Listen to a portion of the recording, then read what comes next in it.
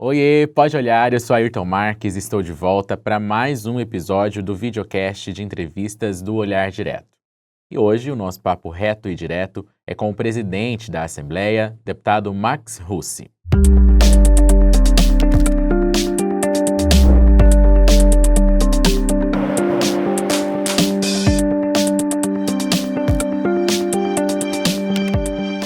A corrida pelo governo de Mato Grosso já movimenta os bastidores da política.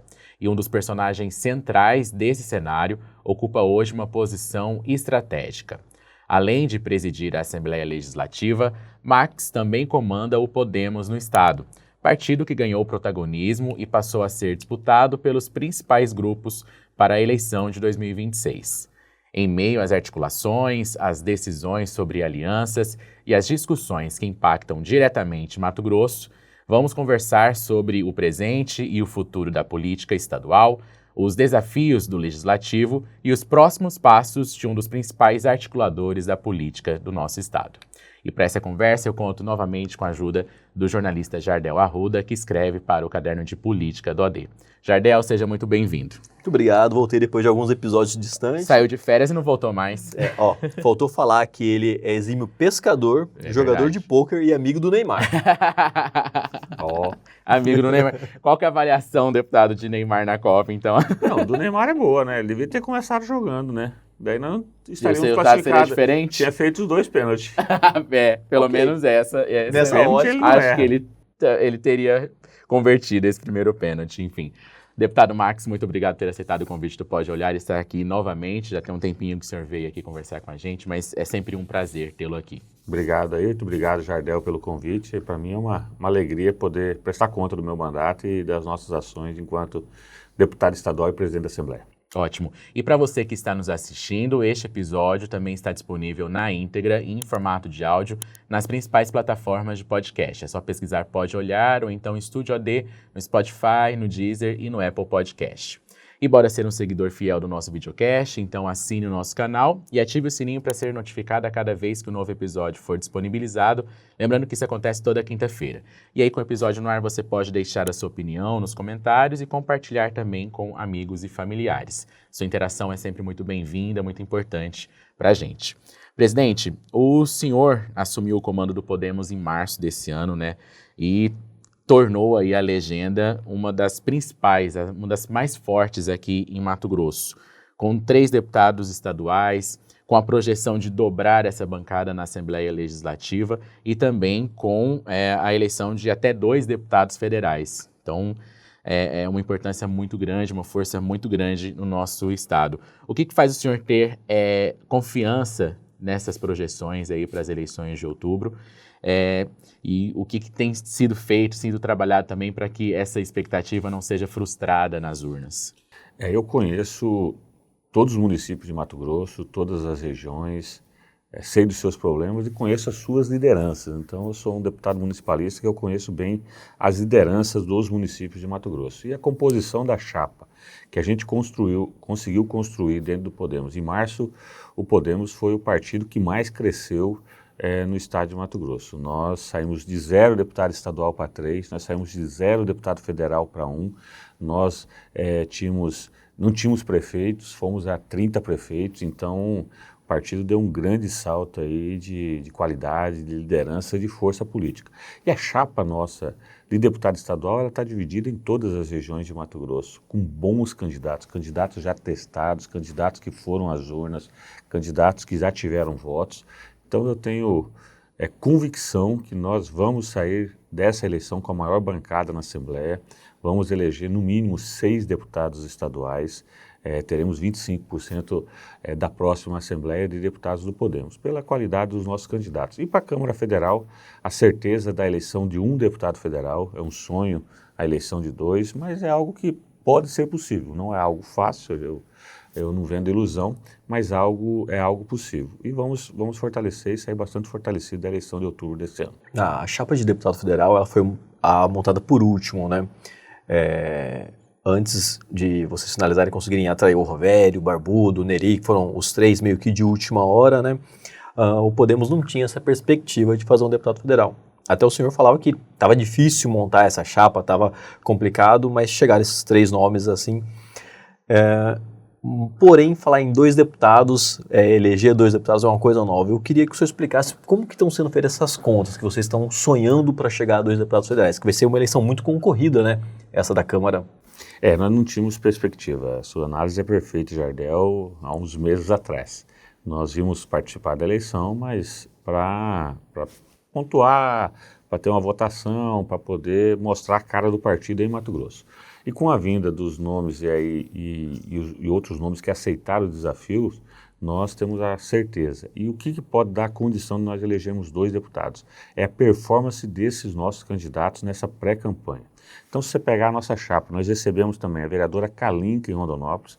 Kalinka lidera a pesquisa para deputado federal no município. Nós temos a vereadora Giza em Várzea Grande, que foi uma vereadora de 2 mandatos, muito bem votados, que está aparecendo bem também no município de Várzea Grande. Agora, por último, a Catiúcia também, que é a vereadora na nossa capital, que também vai ainda fazer um trabalho, eu tenho certeza que vai pontuar muito bem.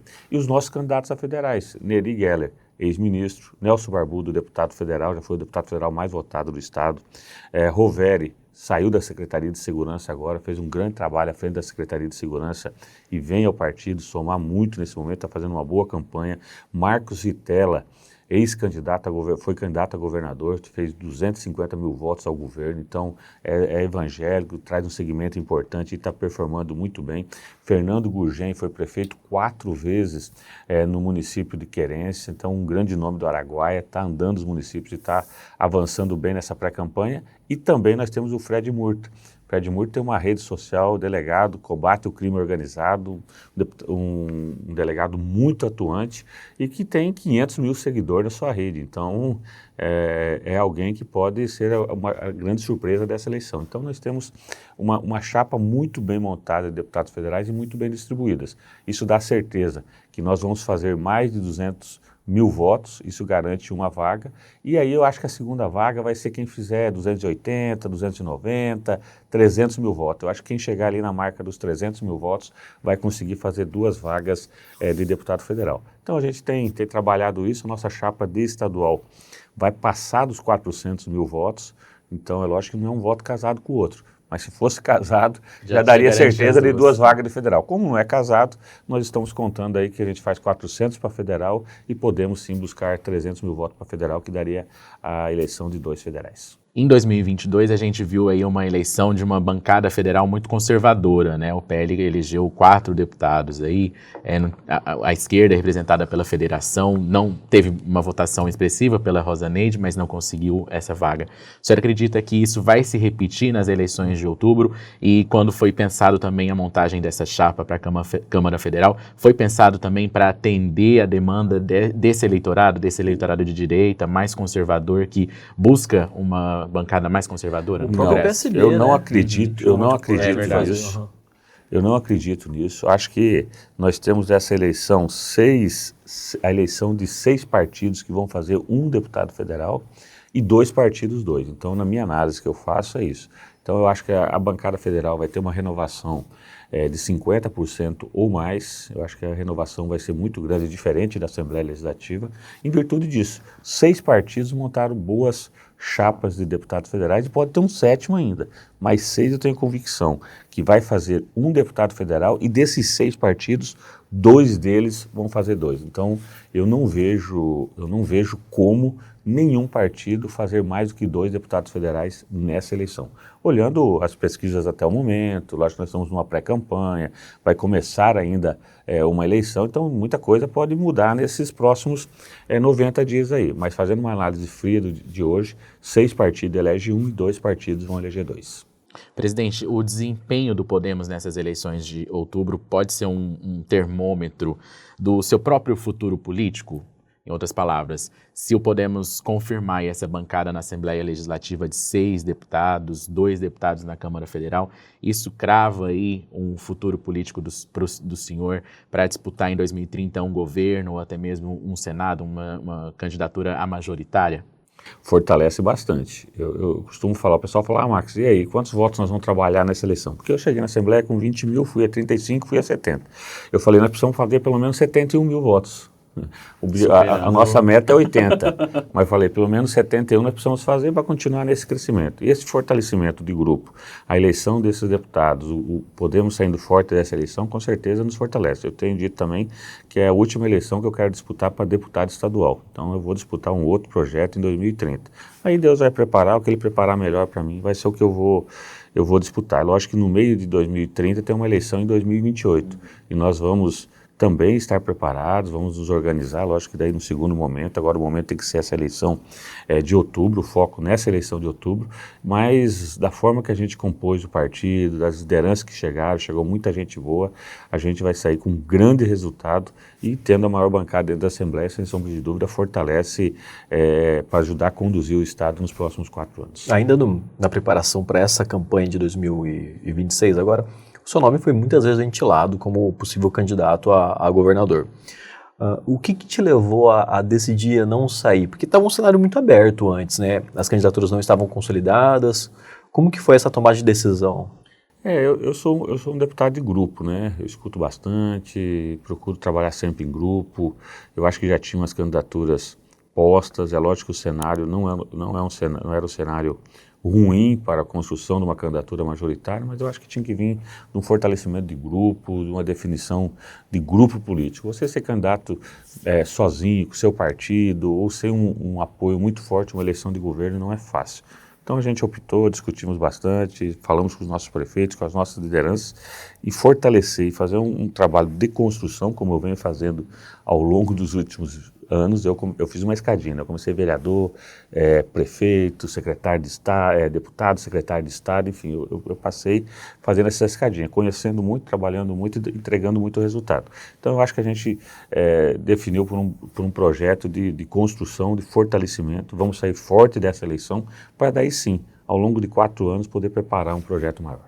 A definição do apoio do Podemos à candidatura majoritária, onde que o Podemos vai, qual palanque o Podemos estará nas eleições de outubro, também passam nessa discussão sobre esse planejamento de médio prazo aí do senhor e do grupo para 2030. Isso é discutido hoje? A gente apoia agora com essa expectativa de um apoio em 2030, por exemplo? Não, isso não é nem se pensou. O que se pensa agora é o seguinte: a gente primeiro ouvir todo mundo, todos os prefeitos, todos os candidatos. Acho que isso que é importante, quem vai à urna, que tem que ser ouvido. Lógico que você não consegue uma decisão unânime. Dentro do Podemos, como dos demais partidos, você não vai ter uma decisão unânime. Você vai ter uma decisão 70-30, 60-40, mas a maioria é que vai prevalecer e é o caminho que nós vamos trilhar. O que vai preocupar muito e o que vai ser muito importante para nós é o plano de governo. É o que o próximo governador pretende para os próximos anos. Mato Grosso vem desenvolvendo, vem crescendo e tem algumas políticas públicas que o Podemos acredita e quer que essas políticas estejam dentro do plano de governo. Isso vai ser pauta importante da nossa discussão e como que nós vamos fortalecer esse municipalismo. Nós precisamos que o governo seja um governo que trabalhe com os municípios. Trabalhe lá na ponta. É nos municípios que estão os problemas. E é ali também que estão as soluções. Então, nós precisamos cada vez mais, eu sou municipalista, fortalecer essa pauta para a gente poder chegar nos municípios e fazer entrega para a nossa população. Ok, a gente entende que o municipalismo, então, é uma das bandeiras importantes para o Podemos. Mas o senhor pode falar um pouquinho de alguns projetos que o Podemos quer que o próximo governador, seja qual deles for que vocês vão apoiar, coloque em prática? Habitação. Vou falar, habitação é um projeto que nós achamos essencial, que precisa fortalecer, porque a habitação não é um projeto porque você tem algumas diferenças no nosso estado pelo tamanho dele. Alguns municípios crescem mais, desenvolvem mais, municípios do agro oferecem uma educação de melhor qualidade, uma saúde, e outros menos. Economia exaurida, população envelhecendo, mas a habitação atende todos. Porque aonde o município é mais rico tem dificuldade com o custo de vida, aluguel caro, dificuldade, então você precisa chegar com moradia. E os outros municípios da mesma forma. Então essa é uma política forte para os idosos. Nós precisamos trabalhar essa pauta do idoso de forma muito, muito concreta e muito forte. Precisamos avançar e tem que estar isso dentro do plano de governo. E aí políticas na educação, na saúde que nós queremos discutir. Nós estamos terminando e avançando nas construções dos grandes hospitais, mas nós precisamos dar uma reformulada na saúde completa do nosso estado. Precisamos avançar com mais cirurgia, é um programa que tem dado resultados, tem operado, tem feito a diferença lá na ponta, atendendo a nossa população, mas nós precisamos fazer uma reestruturação completa na nossa saúde, desde o menor município até o maior, aonde vai atender, como vai atender, é obrigação de quem, por ser tripartite, mas ainda existe algumas distorções, e essas distorções a gente tem como melhorar em termos de governo do Estado. O senhor acha que a saúde vai ser a grande discussão dessa eleição, a saúde do Estado, ou algum outro problema que vai ser a grande? Acho que a segurança vai ser uma pauta, vai estar entre as pautas prioritárias de discussão dessa próxima eleição, uma das. Lógico que saúde, toda a eleição, saúde aparece como um dos principais, emprego, saúde, eu acho que segurança e saúde são dois temas que serão bastante... Tema até mesmo nacional, né? Nacional, não, só nacional... A própria eleição do Senado, que nunca tem, às vezes, um tema central, aparentemente, nacional, o Senado vai nacional ter. Sem dúvida, mas acaba vindo para o debate local e a população acaba se interessando mais e querendo uma política forte nessas áreas. O senhor acredita que a questão da segurança pública foi um dos pontos falhos, um dos pontos fracos dessa gestão Mauro Pivetta? Não. Avançou bastante, estruturação, em todas as áreas avançou na segurança, só que as facções estão tomando conta. Não é um problema mato-grossense, não é um problema de Cuiabá, é um problema do estado todo, é um problema nacional e precisa se criar, cada vez mais fortalecer. Mas o estado fez várias políticas públicas fortes na questão da segurança pública e não fica essa crítica, é porque isso tem avançado e tem preocupado bastante a nossa população. Mas tem uma crítica muito forte da falta de contingente de policiais no estado, né? Seja da polícia civil, agentes da polícia civil, sejam de policiais militares. O senhor até teve um trabalho aí para convocação de policiais militares, né? Teve uma última convocação agora. O senhor acha que o próximo governo precisa avançar nisso, aumentar o efetivo policial? Precisa, lógico. A gente fez porque todo dia está indo gente para a reserva, todo dia está aposentando, então isso é constante. Cíclico, né? Então nós fizemos sim um trabalho forte aí com o Pivetta nessa questão do chamamento dos nossos policiais militares, foi feito. Delegados, agora chamamos mais 13 delegados também que estavam do último concurso. Enfim, eu defendo que aconteça, temos um cadastro reserva de concursos públicos em várias áreas. Nós temos na educação, temos na saúde, em vários outros setores. Ontem eu fiz um requerimento, então, nessas duas áreas específicas, solicitando informações, detalhamento. Eu quero levantar isso tudo, nós vamos aprofundar nisso aí, porque tem muita gente que pode ser chamado, pode ser aproveitada, é concurso que está vencendo, e você fica numa lista de espera, você fica ansioso, você se preparou para o concurso, é um gasto por parte do Estado. Então nós precisamos, da forma que nós fizemos, a gente avançou na questão dos policiais militares, nós temos condição de avançar nos outros concursos também. Então vou levar essa pauta, mas quero levar essa pauta embasado em números, em estudo, em dados, para realmente mostrar algo bem concreto para o governador Pivetta, para que a gente possa estar avançando nessa que é uma demanda que eu tenho sido bastante procurado. Presidente, voltando um pouquinho sobre a questão do palanque para outubro, o Wellington Fagundes ou o Otaviano Pivetta já procuraram, o senhor já procuraram o Podemos e apresentou esse plano de governo, algumas definições de como vai ser montado esses planos de governo, e quando que essa definição aí do caminho do Podemos será tomada? Jaime também. Jaime também procurou. Jaime também, né? Eu tive, sim, fui procurado pelo Republicanos, pelo PL, fui procurado pelo senador Jaime Campos também. Jaime já pediu para eu esperar. O Jaime falou, não fecha nada, espera aí, eu resolver espera minha casa aí, aqui, eu né? estou resolvendo minha vida, e depois do início do mês a gente resolve. Então até atendi o Jaime nisso aí, marquei para o dia 4, né? Parece que a convenção do União Brasil vai ser dia 30, então vamos ter um prazo ali, e fui procurado, mas conversas muito embrionárias ainda, ninguém tem composição, ninguém sabe a composição que vai ser, algumas composições do Senado já estão montadas, mas o Podemos quer saber qual que é a composição do Pivetta, qual que é a composição do Wellington, para daí a gente poder sentar enquanto grupo e levar isso para o meu partido e o meu partido decidir qual o caminho que a gente vai caminhar. Você, vereador, prefeito, deputado, passou por várias eleições, estudou muitas pesquisas, passou por muitas coisas desse tipo. Como que você está analisando esse cenário que está se formando para as eleições aqui em Mato Grosso, que parece ser um pouquinho diferente das anteriores? Eu vejo bem diferente. Eu acho que essa eleição do Senado vai ser uma eleição bem disputada, em virtude do nível dos nossos candidatos, né? Ex-governador, ex-ministro, uma candidata muito forte, né? Mulher, também um candidato do Bolsonaro, do Lula. Então vai ser uma disputa, uma disputa bem acirrada. Difícil alguém cravar hoje, já estou eleito. Eu não vejo dessa forma. E para o governo da mesma forma. O governo, eu vejo particularmente, se continuar o cenário atual, uma eleição de 2 turnos. Pela primeira vez, acho que nós teremos uma eleição de 2 turnos no estado de Mato Grosso e uma eleição bastante disputada.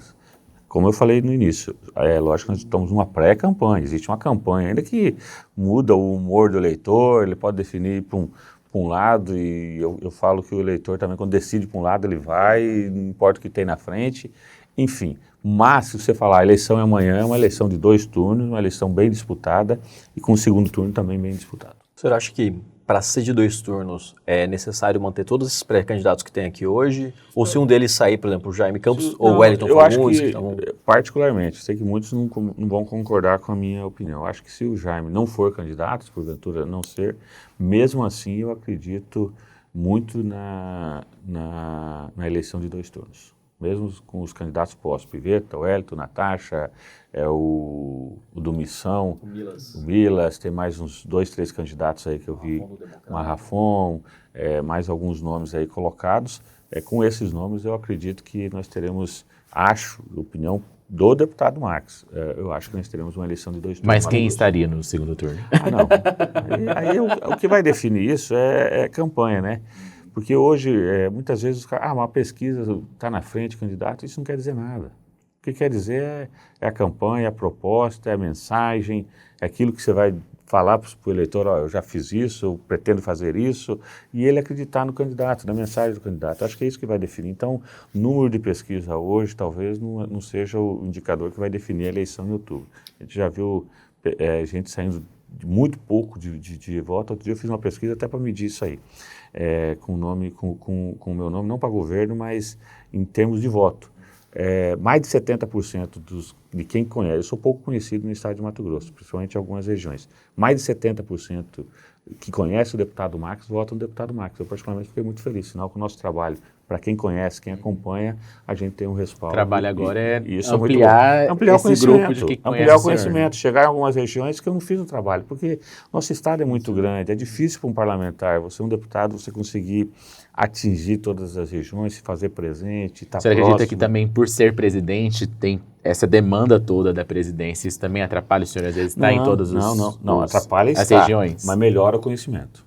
Você acaba discutindo assuntos. Tem evidência, né? Você acaba discutindo assuntos, então você aumenta o seu conhecimento. Eu aumentei o meu conhecimento muito no último ano e meio. Agora precisa avançar mais. Queria voltar rapidinho na questão eleitoral, nessa análise de cenário, antes de partir para outros assuntos. O senhor falou que na disputa ao Senado, o senhor não vê que ninguém pode cravar, tal nome está eleito. O senhor acha que isso é para todo mundo? Porque, assim, Mauro, ele chegou como um franco favorito nesse começo de pré-campanha, né? Todo mundo fala que é o mais consolidado, mas o senhor acha que até ele, assim, pode enfrentar dificuldades? Acho o Mauro favoritíssimo. Favoritíssimo. Acho que ele tem tudo para ser senador, mas não posso cravar que ele está eleito. E ele também, ele tem consciência disso, e nas conversas que a gente fez, ele falou, não, Max, vamos para a campanha, vamos falar do nosso trabalho. É lógico que ele tem muito abacaxi, muita manga para vender. Ele tem muita entrega, então ele tem muito o que falar, mostrar, e existe um sentimento de gratidão e tal, mas pode muito ser uma eleição bem polarizada, isso aí pode fortalecer outros atores, então não é uma eleição que você pode cravar, o Mauro está eleito, mas eu acho que tem uma probabilidade. Se fosse fazer uma aposta, com certeza que está pagando menos é no Mauro Mendes, porque está pagando 1,01, alguma coisa assim. Né? É uma dica aí, para quem for apostar. Porque é tendência, mas não é garantia. Então, acho que ele tem que trabalhar, ele tem consciência disso, organizar a chapa dele, e o que vai mostrar isso vai ser os próximos 60 dias. Aí. A forma como a eleição nacional vai se desenrolar deve impactar. Tem vários fatores, né, que podem estar impactando, né? Agora, favorito ele é. Presidente, o Pivetta... Todas as pesquisas mostram ele e Janaína, né? Uhum. Agora, daqui até na eleição tem um grande caminho. Tem esse fator pra ser Bolsonaro percorrido. também, né? Que tem uma tendência. E o próprio fator governo federal Sim, também, né? Então tem o muitas coisas aí Lula, que vão né? entrar ainda em jogo, que vão aparecer ainda, o horário eleitoral, a mensagem. Então tem Vai dar muita trabalho coisa. para cobrir, né, Jardel? Vai, eu vou ter muito trabalho. Eu acho que nunca teve tantos bons nomes para o Senado como Isso vai é ter verdade. nessa eleição. Não sei, pelo menos que eu me recordo das últimas eleições, não tinha, tinha 2 nomes, 3, essa nós temos 5 nomes aí, pelo menos 6 nomes bem posicionados. Teve algumas surpresas em alguns anos, mas sempre tiveram 2, 3 ali, né? Presidente, o Pivetta tem atendido algumas reivindicações defendidas pela Assembleia. O senhor citou até essa questão do chamamento do cadastro reserva aí no concurso da segurança pública, né? Na avaliação do senhor, isso demonstra um governo mais aberto ao diálogo ou também existe um olhar eleitoral nessas decisões? A gente tem aí esse período que ele assumiu de fim de mandato, tem um período eleitoral, tem o projeto também dele de disputar a reeleição. O senhor acredita que já é uma questão do perfil dele ou uma questão mais eleitoral para atender essas demandas? Não, acho que é do perfil, você não consegue administrar, eu acho que o Estado tem que ser administrado com o poder executivo, legislativo, judiciário, tem que estar todo mundo de forma harmônica junto, de forma independente, mas harmônica, conversando, trocando ideias, debatendo os problemas de forma conjunta, porque se alguém achar que vai administrar sozinho, não vai conseguir. É igual o parlamento querer peitar o executivo, que não vai avançar nas políticas públicas. Então, acho que ele fazendo essa parceria com a Assembleia, discutindo os projetos, tem facilidade de avançar nas pautas, não tem dificuldade. E quem ganha no final da conta ali é a população de Mato Grosso com o trabalho do Poder Executivo e do Poder Legislativo juntos. Mas vocês chegaram a ter algumas diferenças aí, né? Teve até a questão que você falou do Jabuti nos projetos e tudo mais. Depois ele pediu desculpa, mas estava lá o projeto, foi enviado, teve o contratempo na votação ali. Como que está essa relação? Mas não foi culpa dele, né? Eu entendo que não foi ele, eu acho que não tinha nenhum conhecimento disso. Mas eu não posso, como presidente da Assembleia, eu posso apoiar o governo ou ser oposição ao governo e como presidente da Assembleia eu tenho que fazer um trabalho institucional.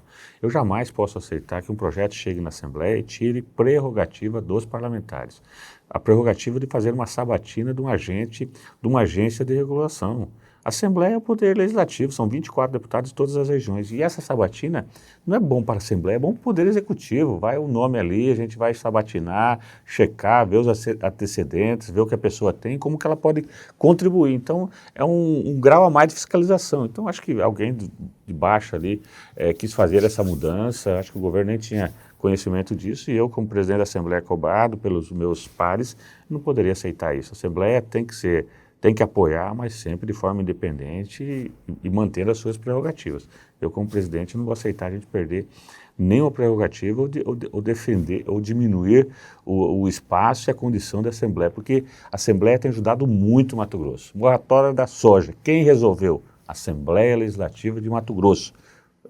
Aumento para os servidores acima da inflação pela primeira vez nos últimos anos. Quem fez o debate e foi para cima? Assembleia Legislativa de Mato Grosso. Então a Assembleia tem se posicionado, melhorado o projeto, sempre com boa intenção, sempre querendo o melhor.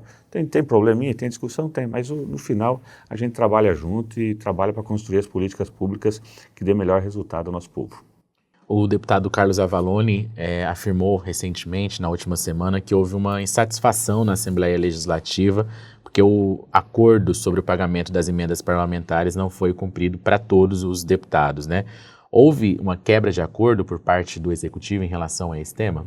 Não é nem acordo, né? Isso estava na LDO, né? O deputado Avalone é um deputado estudioso, um deputado responsável pela Comissão de Orçamento, e ele foi empoderado, ele foi nomeado pelos deputados para cuidar desse assunto. Então, quando ele fala com propriedade, ele fala em nome da casa e com argumentos. Então, mas eu acho que isso aí já foi discutido, ele que tem trabalhado essa pauta aí, tem discutido junto ao governo, e o governo cumprir aquilo que foi aprovado de legislação, e a Assembleia não quer 100%, é metade, 50%. Nós estamos na metade do ano, nada mais justo do que 50% dos projetos, dos recursos, das obras que a Assembleia quer que sejam realizadas, sejam pagas e avance. E os outros 50% esperem para depois da eleição. Mas esse primeiro semestre nós tínhamos que superar isso aí. E o Avalone está cuidando desse assunto e acredito muito que o governo vai superar e nós não teremos problema nenhum. A gente olha na lista dos deputados que tiveram mais emendas pagas, a gente nota que deputados da oposição tiveram menos emendas pagas, né? Tipo Lúdio Cabral, Janaína Riva. Tem um olhar político nesse sentido?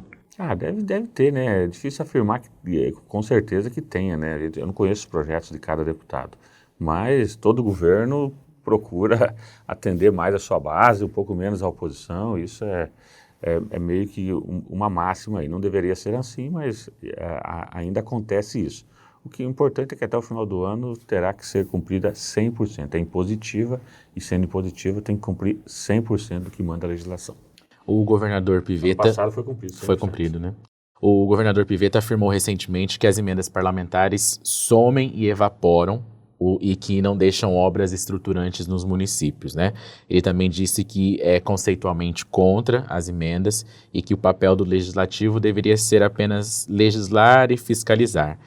Essa visão enfraquece esse instrumento que hoje é considerado pelos deputados importantes, até mesmo para a atuação parlamentar? É a opinião pessoal do governador, né? Eu vou respeitar a opinião dele mesmo não concordando. Você sabe quantos por cento que é o valor das emendas? Eu vou falar para quem está nos assistindo agora. O orçamento do Estado, vamos pegar em percentual, é 100%. 100% do Executivo. Aí ele distribui uma parte disso para o MP, para a Assembleia, para o Tribunal de Justiça. A parte E por meio gasta do dos décimo, né? décimos. E gasta o restante, mas 100% do Executivo. Desses 100%, 1,55% é para emendas parlamentares, divididos por 24 deputados.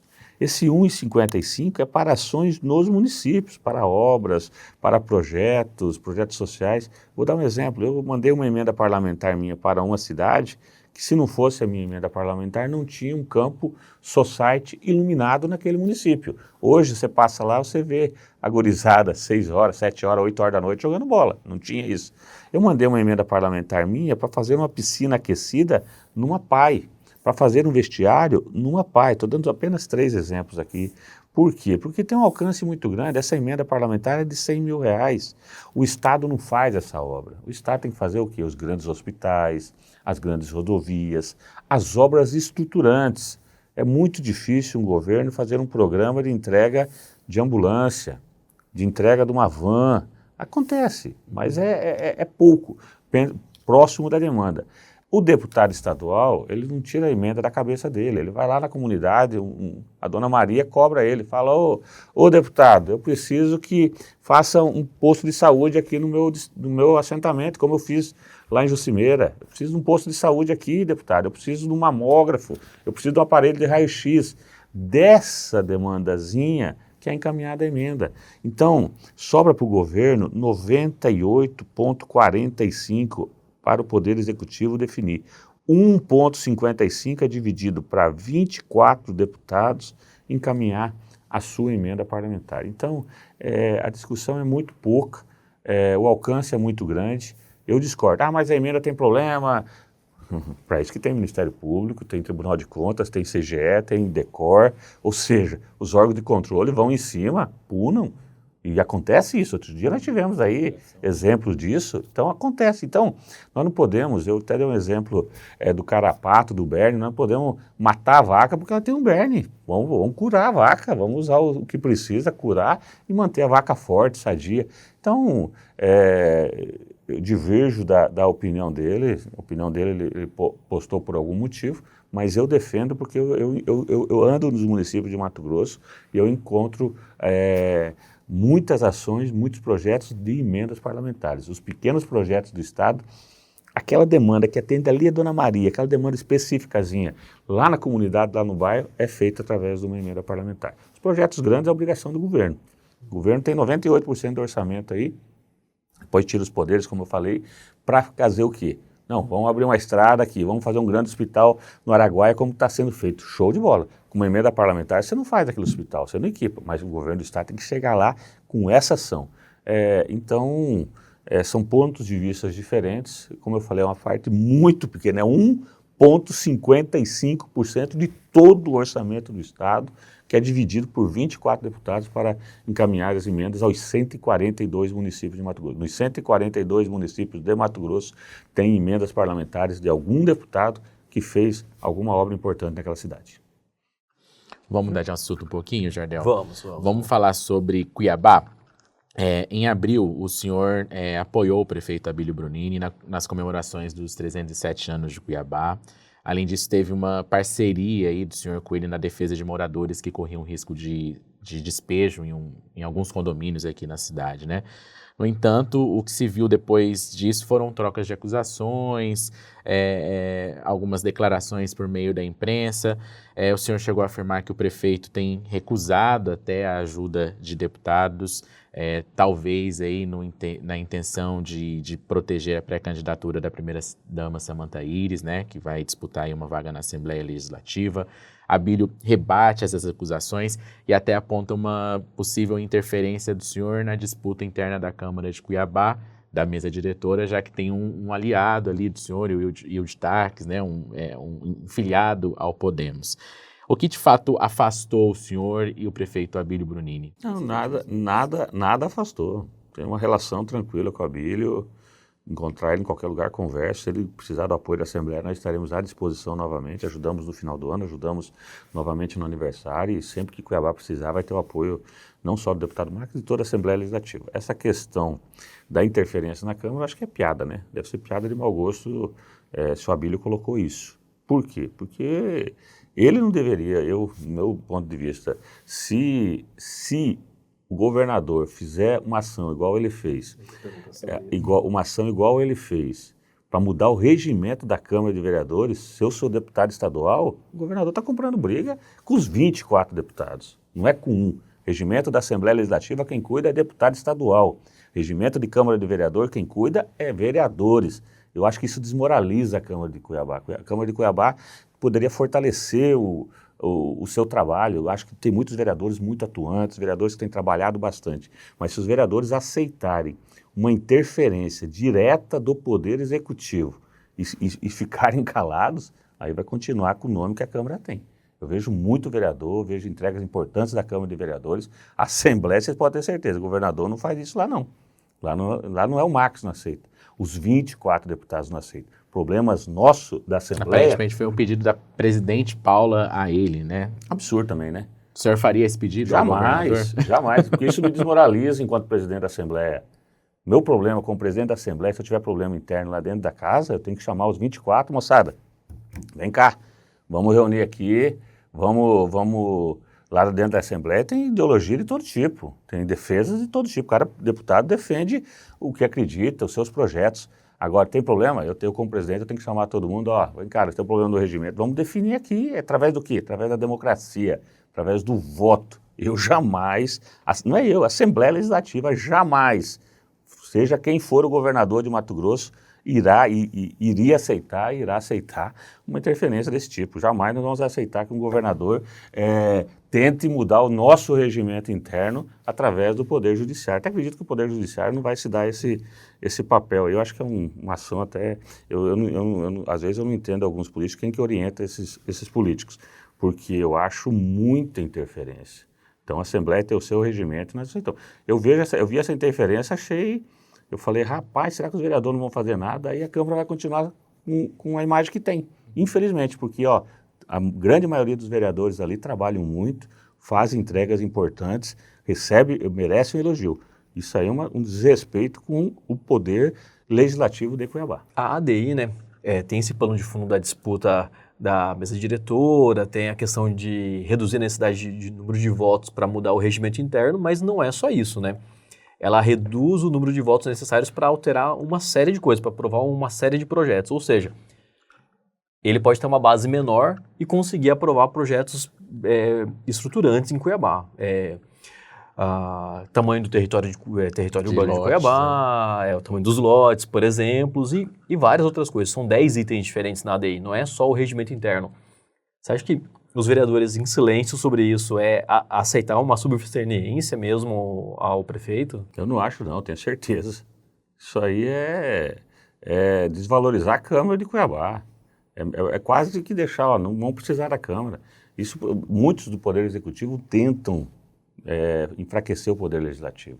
tento de todas as formas meios para enfraquecer o poder legislativo e poder dessa forma tomar as suas decisões. Autoritarismo? Geralmente o que precisa de 2/3, de quórum qualificado, num quórum maior, são projetos que são mais importantes, uma concessão, algo que tem um impacto muito maior na vida do dia a dia do cidadão e precisam, eu defendo que tenham os votos qualificados, que tenham a votação maior, por quê? Porque são projetos que precisam ser melhor debatidos, mais gente convencida, que não pode ser uma maioria simples, decidir coisas que podem impactar os próximos 10, 20, 30 anos de qualquer município de Mato Grosso. Então, particularmente, não vi reação por parte da Câmara, mas eu, por exemplo, se eu estou na Câmara de Vereadores, esse era um projeto que unia situação e oposição, em defesa da Câmara, do Poder Legislativo, não em defesa de uma eleição, isso é muito pequeno. Eleição de Câmara acontece que um dia alguém vai dirigir aquela Câmara, quem for, a gente tem que esperar e eu acredito que quem for vai conduzir bem o Parlamento Municipal, mas isso é um desrespeito com todos os vereadores. Eu, pelo menos, vejo dessa forma. Como eu falei, na Assembleia Legislativa essa conversa não existe. Se existisse isso, no outro dia, com certeza o governo ia ter muito problema dentro da Assembleia Legislativa. Barulho ia ter, né? Barulho não, ia ter confusão grande. Porque nós... E aí é o seguinte, lá na Assembleia nós ia estar os 24 juntos. Mesmo os que brigam, por exemplo, Lúcio e Catani brigam, um direita, outro esquerda e tal, mas num assunto desse de enfraquecimento do Legislativo, porque a gente vai passar, eu sou presidente hoje. Se o Jabuti já não briga... A Paula é presidente hoje, daqui 4 anos, 8 anos, 10 anos, nós vamos estar longe de lá e outras pessoas estavam lá. E o poder tem que continuar fortalecido, porque a democracia só se faz assim. Executivo, legislativo, judiciário, todo mundo de forma independente. Eu não posso, como executivo, querer apertar a cabeça do legislativo. Nós não podemos aceitar isso, porque, como eu falei, a gente está de passagem, o poder vai continuar e tem que continuar fortalecido. Ótimo. Deputado, a gente está encerrando já a nossa conversa, infelizmente, mas antes da gente terminar, eu quero falar só sobre um projeto recente, uma conquista que o senhor conseguiu, que é a Vila Aconchego, né? Que é um projeto que o senhor disse carregar desde a época em que foi prefeito de Jaciara. Por que essa ideia permaneceu viva por mais de 2 décadas, até finalmente sair do papel? Isso foi um sonho, né? Eu, em 2004, coloquei no meu plano de governo, construir o Cantinho do Idoso. Não era nem Vila da Conchega, era Cantinho do Idoso. Porque eu, numa reunião, um cidadão, uma idosa, me falou, Max, eu acho que eu estou incomodando meu filho dentro de casa, mas eu não tenho condição de pagar aluguel, não tenho condição de morar sozinho. Eu queria um cantinho meu. Trabalho esse projeto. E eu, que sacada legal. A população está envelhecendo. Eu não consegui fazer nos meus 2 mandatos, foi algo que eu deixei de realizar, mas minha esposa virou prefeita no município de Jaciara e eu conversando com ela falou, não, quero fazer isso, a gente sonhou junto esse projeto. E no último final de semana a gente entregou isso aí. O que consiste para quem está nos assistindo? Então é um condomínio fechado somente para idosos. São 54 casas, uma colada na outra. Ali tem um quarto, uma sala, uma cozinha, uma área para lavar a roupa e um banheiro adaptado. E com muro, tudo cercado. Ali dentro tem uma academia, uma piscina aquecida, um ambulatório para ver pressão, medicamento, alguma coisa precisar ali, um salão de festa e de jogos ali, o pessoal jogar uma dama, jogar uma canastra, enfim. Outra coisa, o idoso não é dono daquela casa. Ele passou dessa para melhor, ele morreu, outro idoso entra naquele local. Então, não passa de pai para filho, não. É para idoso. Ele vai abrir a janela dele e vai encontrar um idoso do outro lado, na outra casa, para ele poder conversar. Então, são pessoas. Ali tem uma enfermeira, uma técnica de enfermagem, todo dia bater na porta, porque às vezes o idoso sozinho ali pode dormir e pode não amanhecer. Vai bater ali, tá tudo bem? Vamos medir a sua pressão. Uma ideia desses lares de longa permanência mesmo, mas ampliado. Como né? que está a sua pressão? Mas ali com uma diferença. Ali ele quer fazer a comidinha dele, então ele coloca mais sal, menos sal, entendeu? Pequeno para ele limpar. Ele come a hora que ele quer, ele tem a bolachinha dele ali, ele faz o negocinho dele ali, enfim. Ele tem um espaço dele, sem ele precisar de ver obrigação, quer sair, sai, quer levar o filho dormir lá, mas não pode morar. Quer levar o filho dormir, ficar 2, 3 dias, tem que visitar, né? O filho tem que visitar, o neto tem que visitar, mas vai ali, fica 1 dia, 2 e vai embora. A ideia é para idoso, cuidar da melhor idade. Então, é um projeto que enche o coração, a gente precisa ampliar isso no estado de Mato Grosso. Nossa população, como eu falei, está envelhecendo. E aí 2 depoimentos que me marcaram bastante ali. Uma senhora de 64 anos falou, deputado, a minha vida inteira sonhei em ter a minha casa, o meu lar, um lugar que fosse meu. Ali é dela, não é dela de escritura, mas é dela enquanto ela viver. Então agora eu estou realizando esse sonho. 64 anos, pela primeira vez, ela tem a casa dela, a coberta dela e a cama dela para ela dormir. Sem essa preocupação de pagar aluguel. Sem pagar aluguel, sem morar de favor.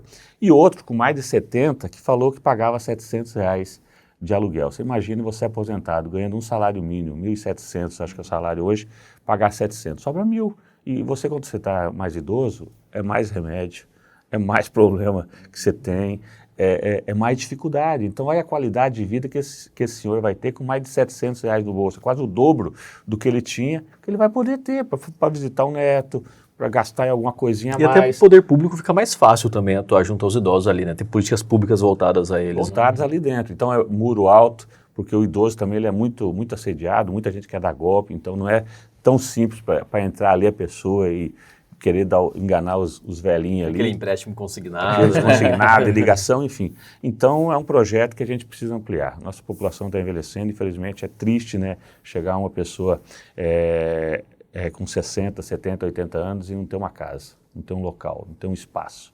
Então, o projeto inauguramos e estamos muito felizes e vou trabalhar muito para que a gente possa ampliar isso para o resto do estado de Mato Grosso, porque a demanda é grande e cada vez mais, e nós estamos envelhecendo, né? Todo mundo está envelhecendo, a população está vivendo mais, o que é muito bom, tecnologia, investimento em saúde, em pesquisa, vai fazer com que a população nossa viva mais, e para viver mais tem que viver com qualidade. Presidente, últimos meses aí no comando da Assembleia Legislativa, qual que é a sensação? O senhor conseguiu atuar e fazer tudo o que tinha planejado quando assumiu essa função lá no Parlamento? Consegui, sinceramente feliz, muito feliz, porque a Assembleia tem colaborado muito com o desenvolvimento de Mato Grosso. Nosso estado é um estado gigante, é um estado que cresce, é um estado que desenvolve, é o melhor estado do Brasil e vamos cada vez mais ser o melhor. Nós precisamos oferecer qualidade de vida, chegar em todos os municípios. Eu, como presidente da Assembleia, eu tenho procurado fazer isso. Eu sempre peço que Deus me dê sabedoria e discernimento para poder tomar as melhores decisões, ter muita paciência, muita tranquilidade, atender todo mundo, encaminhar as coisas e fazer dar resultado. Eu sou um deputado de entrega, eu gosto de ver a entrega acontecendo como essa Vila do Aconchego. Enfim, então eu estou muito feliz com esse trabalho e com a ajuda de todos os deputados, da população, dos nossos prefeitos, nossos vereadores, e isso tem feito com que a gente faça entregas importantes em todo o Mato Grosso. Ótimo. Presidente Max Russo, tem mais alguma coisa, Jardel? Só para finalizar, estamos em recesso legislativo agora, mas termina o recesso e vai ter campanha eleitoral. A Assembleia Legislativa vai manter os trabalhos durante a campanha eleitoral? Vai manter de forma tranquila, porque é híbrida agora e agora lógico que as pautas diminuem bastante. Mas por que diminui? Para de trabalhar? Não, é porque muito projeto não pode ser votado agora. Legal, né? A questão eleitoral e vai ser 45 dias de campanha, então serão sessões rápidas, mas nós vamos fazer todas, até porque tem alguns debates, algumas coisas que podem aparecer também nesse tempo aí. O pessoal está falando em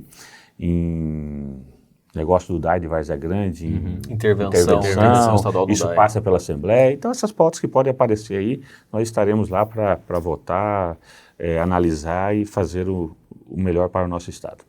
Ótimo. Presidente Max Russo, muito obrigado por ter vindo até o Pode Olhar, conversado um pouquinho com a gente. A gente sabe aí da demanda, da correria, sabe? Então, quando consegue vir tirar um tempinho na agenda para conversar com a gente, é muito importante. A gente está sempre à disposição. Até uma próxima. Obrigado, Ailton. Obrigado, Jardel. Prazer estar aqui. E é muito bom, como servidor público, prestar conta do meu mandato. Ótimo, Jardel. Muito obrigado e até uma próxima. Eu que agradeço. Bom estar de volta. Até a próxima. E você acompanha a repercussão deste episódio no nosso portal, que é o olhardireto.com.br. Segue a gente nas redes sociais, é só pesquisar @olhardiretoOficial em qualquer uma delas. E no Instagram você também acompanha os bastidores no @estudio.od. Eu vou ficando por aqui, volto na próxima semana com mais um papo reto e direto. Tchau, tchau.